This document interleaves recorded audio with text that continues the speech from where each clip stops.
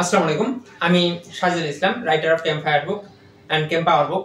আজকে আমি আপনাদের যে বিষয়টা নিয়ে আলোচনা করব সেটি হচ্ছে যে রিসেন্টলি বিএসটিআই এর লিখিত পরীক্ষার ডেট দিয়ে দিয়েছে এবং খুব দ্রুত ভাইবার ডেট দিয়ে দিবে। আমি আপনাদেরকে আজকে যে ভাইবা প্রিপারেশন কিভাবে নেবেন বা হচ্ছে কোন কোন টপিকগুলো থেকে পরীক্ষার প্রশ্ন করতে পারে বা হচ্ছে কোনগুলা নিয়ে আপনারা ভাইবার একটা গোছালো প্রস্তুতি নিতে পারেন সেটা নিয়ে একটু আলোচনা করব। তবে আমি আপনাদেরকে পুরা ভাইবার জন্য যতগুলো পোস্ট আছে সবগুলা পোস্টকে দুটো আলাদা আলাদা ভাগে ভাগ করছি।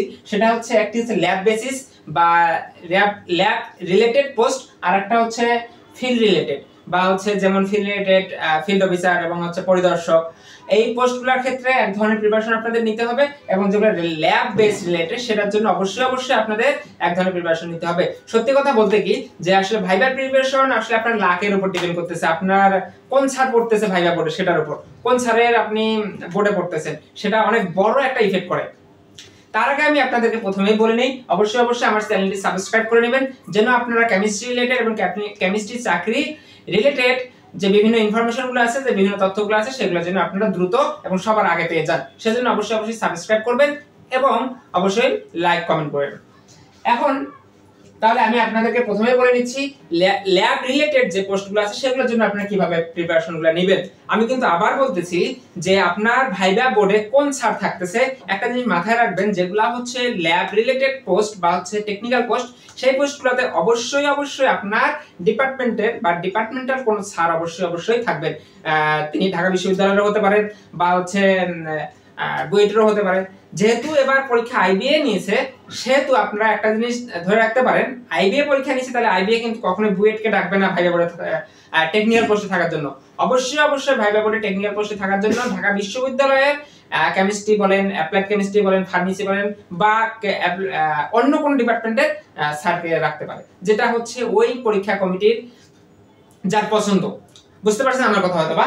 তাহলে ওই স্যার যে টাইপের কোশ্চেনগুলো করবে উনি কোন ডিপার্টমেন্টের এবং হচ্ছে উনি কোন জিনিসটাকে বেশি প্রেফার করতেছেন সেটার উপর ডিপেন্ড করে ওনার মুডের উপর ভিত্তি করে আপনাকে কি করবে, আপনাকে কোশ্চেন করবে। ওকে, তাহলে আমরা যে জিনিসটা দেখি তারপর আপনাদের তো কিছুটা আইডিয়া নিয়ে যেতে হবে, তাছাড়া তো আপনারা ভাইবা বোর্ডে গিয়ে একবারে হতভম্ব হয়ে যাবেন। সেজন্য আমি চাই আপনারা একটু কিছুটা হলেও প্রিপারেশন নিয়ে যান এবং প্রিপারেশনটা নেবেন যারা পরীক্ষক বা হচ্ছে ল্যাব বেসিসে প্রিপারেশন নেবেন বা ল্যাব বেসিসে রিটেনে টিকছেন এবং ভাইবা দিচ্ছেন তাদের ক্ষেত্রে আমার সাজেশন হচ্ছে অবশ্যই টেস্ট রিলেটেড এবং আপনার অবশ্যই আমি আপনাদের বলতেছি আপনি যেহেতু অনার্স মাস্টার্স করছেন আপনার থিসিস আছে, প্রজেক্ট আছে, আপনার নিজের যে থিসিস এবং নিজের যে প্রজেক্ট আছে সেই থিসিস এবং প্রজেক্টটা নিয়ে কোশ্চেন অবশ্যই করতে পারে, একটা খুবই ভালো প্রবাবিলিটি আছে।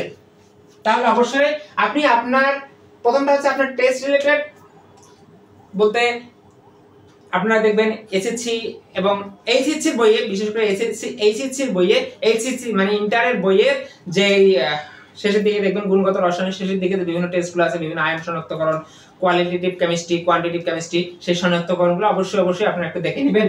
আরেকটা জিনিস হচ্ছে আপনার এমএস এর থিসিস অথবা প্রজেক্ট, আপনি যে এমএস এর যে টপিকটার উপর থিসিস করছেন বা হচ্ছে ফোর্থ ইয়ারে অনার্সের যে টপিকটার উপরে আপনি প্রজেক্ট করছেন সেই প্রজেক্টটা এবং সেটার যে ফলাফলগুলো পেয়েছেন অবশ্যই আমি আপনাদেরকে বলতেছি ফলাফলগুলো এবং সেই থিসিসের টাইটেলটা কি ছিল এবং আপনি কি কাজ করছেন সেই জিনিসটা অবশ্যই আপনারা একটু মেমোরাইজ করে যাবেন, কারণ এই জিনিসটা থেকে প্রশ্ন হতে পারে, হওয়ার একটা সম্ভাবনা আছে।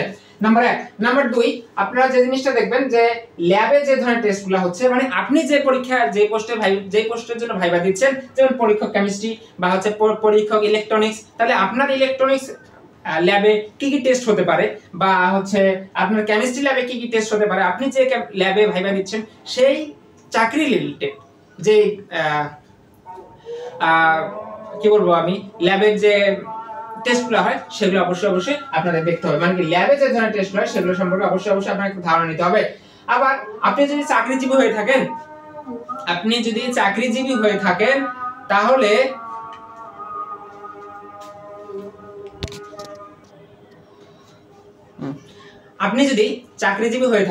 সেক্ষেত্রে আপনাকে একটা জিনিস মাথায় রাখতে হবে, আপনাকে কিন্তু এই 3টা কমন কোশ্চেন করবেই। এক হচ্ছে আপনি কেন চাকরি ছাড়তেছেন, 2 হচ্ছে আপনার চাকরিতে আপনি কি কাজ করতেন এবং হচ্ছে আপনার আগের চাকরিটাই তো ভালো ছিল এখানে কেন আসতেছেন, এই ধরনের কিন্তু কোশ্চেন করতেই পারে। সো এই ধরনের প্রশ্ন অ্যানসার দেওয়ার জন্য মানসিকভাবে প্রিপারেশন নিয়ে যাবেন, যে আপনি কেন ছাড়তেছেন বা হচ্ছে সেম গ্রেডে আছেন কিন্তু সেম গ্রেড এখান থেকে এখানে কেন আসতে যাচ্ছেন, এই ধরনের প্রশ্নগুলো কিন্তু আপনাকে করতেই পারে। ওকে, আর আপনার চাকরিতে কি কি ধরনের কার্যক্রম আছে সেগুলো নিয়ে অবশ্যই আপনারা জেনে যাবেন। আর একটা ব্যাপার হচ্ছে যে স্যার থাকবে, আমি আপনাদের আগে বললাম যে ভাইরা বলে যে স্যার থাকবে উনি যদি অর্গানিক কেমিস্ট্রি হয় বা ইনঅর্গানিক কেমিস্ট্রি হয় বা ফিজিক্যাল কেমিস্ট্রি হয়, তাহলে ওই রিলেটেড প্রশ্নগুলো আপনাকে বেশি কোশ্চেন উনি করবে। ওকে, এরপরে আপনি একটা জিনিস মাথায় রাখবেন, সেটা হচ্ছে আপনার জেলা সম্পর্কে একটু জেনে নিয়ে যাবেন। আপনার জেলা সম্পর্কে জানতে পারে, আপনার জেলায় বিখ্যাত ব্যক্তিকে, আপনার জেলার আয়তন কত বা আপনার জেলার জনসংখ্যা কেমন, আপনার জেলার কি কি বিখ্যাত জিনিস আছে, এই জিনিসগুলা আপনাদের বলতে পারে। তারপর কেমিস্ট্রির জন্য আপনারা যে জিনিসটা দেখবেন, বিভিন্ন নামীয় বিক্রিয়াগুলো আছে। কেমিস্ট্রি কিন্তু অবশ্যই আপনাদের একটা ফুললি প্রিপারেশন নিয়ে যেতে হবে। বিভিন্ন নামীয় যে বিক্রিয়াগুলো আছে সেই নামীয় বিক্রিয়াগুলো এবং বিভিন্ন সংকেতগুলো আছে সেই সংকেতগুলো দেখবেন। তাহলে আমি যে জিনিসটা বলতেছিলাম সেটা হচ্ছে যে আপনারা অবশ্যই কেমিস্ট্রির যে প্রিপারেশনটা আছে, কেমিস্ট্রির জন্য বিভিন্ন নামীয় বিক্রিয়াগুলো পড়বেন। আর যদি ফিজিক্সের হয়ে থাকেন তাহলে ফিজিক্সের বিভিন্ন সূত্রগুলো আছে সেই সূত্রগুলো পড়বেন। ম্যাথের হলে ম্যাথের যে বিভিন্ন পিথাগোরাসের সূত্র বা বিভিন্ন জ্যামিতিক উপপাদ্যগুলো আছে সেগুলো নিয়ে আপনারা একটু দেখবেন, তাহলে হচ্ছে আপনাদের নিজের প্রতি একটা কনফিডেন্স পাবে। ওকে, আর আরেকটা জিনিস আপনাদের দেখতে হবে, মাস্টার্সের বিষয় থেকে তো আপনারা প্রশ্ন করতেই পারে, তবে সাম্প্রতিক জিনিসটা আপনারা একটু দেখে যাবেন আপনার নিজের প্রিপারেশনের জন্য, ভালোর জন্য, যেন সাম্প্রতিক যে ইস্যুগুলো নিয়ে আলোচনা হচ্ছে, যেমন আর্টিফিশিয়াল ইন্টেলিজেন্স বলেন বা চ্যাট জিপিটি, এগুলা কিন্তু সকল পরীক্ষাতে এখন বিভিন্ন চাকরি পরীক্ষাতে বলেন আর হচ্ছে বিভিন্ন ভাইভাতে কিন্তু এই জিনিসগুলো নিয়ে কথাবার্তা চলতেছে।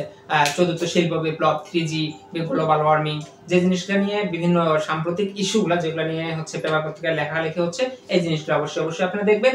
আরো ভালো হয় যদি আপনারা কি বিভিন্ন যে দৈনিক পত্রিকাগুলো আছে, দৈনিক পত্রিকাগুলো একবার করে চোখ বুলিয়ে নেন, সেটা বাংলা পত্রিকা হোক বা ইংলিশ পত্রিকা হোক।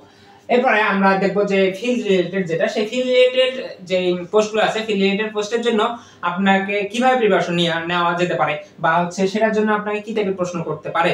যদিও পরীক্ষক বা ল্যাব রিলেটেডের জন্য আপনাকে টেস্ট রিলেটেড বা হচ্ছে বই রিলেটেড প্রশ্ন করতে পারে, কিন্তু আমি ধারণা করতেছি ফিল্ড রিলেটেড যেগুলো আছে সেগুলোতে কিন্তু আপনার সাবজেক্ট রিলেটেড প্রশ্ন করবে, সাথে সাথে কিন্তু আপনাকে বেসিক নলেজ নিয়ে কিন্তু বিভিন্ন প্রশ্ন করতে পারে। যেমন দেখা গেল যে আপনাকে বললো যে আপনি একখানে পরিদর্শনে গেছেন বা হচ্ছে ফিল্ড ইন্সপেকশনে গেছেন, আপনাকে একজন ঘুষ দিতে চাইলো, তখন আপনি কি করবেন, বা হচ্ছে আপনাকে কিছু উপহার দিতে চাইলো, তখন আপনি কি করবেন, সেক্ষেত্রে আপনার উত্তরটা কি হবে। ওনারা কিন্তু আপনাদের এই ধরনের আইকিউ গুলাও কিন্তু জানবে। সো সেভাবে মানসিকভাবে প্রিপারেশন নেবেন যে বিভিন্ন সাধারণ জ্ঞানের এবং আপনার যে বেসিক থেকে কোশ্চেন করতে পারে, যেহেতু ফিল্ড রিলেটেড প্রশ্ন, ফিল্ড রিলেটেড পোস্ট, সেহেতু অবশ্যই আপনাদের এই জিনিসগুলা ধরতে পারে।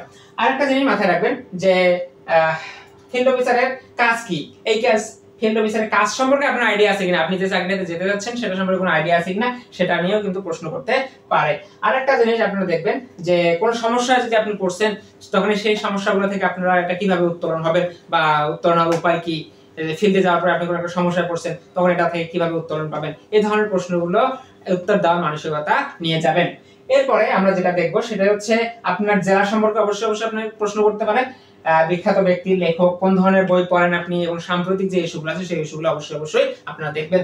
তারপরে এখানে আরেক ধরনের আমি দেখছি শেষের দিকে প্রশাসন আছে, প্রশাসনিক কাঠামো নিয়ে একটা পোস্ট আছে, সেই পোস্টগুলোর জন্য আপনাকে অবশ্যই প্রশাসনিক কার্যক্রম নিয়ে আলোচনা করতে পারে বা প্রশাসনিক কার্যক্রম, প্রশাসনিক কাঠামো হচ্ছে সচিব, মন্ত্রী লেভেল, এই লেভেলের প্রশাসনিক কাঠামোগুলো আছে, অবশ্যই আপনারা এই প্রশাসনিক কাঠামোগুলো একটু দেখে যাবেন যারা প্রশাসনের ভাইবা দিবেন।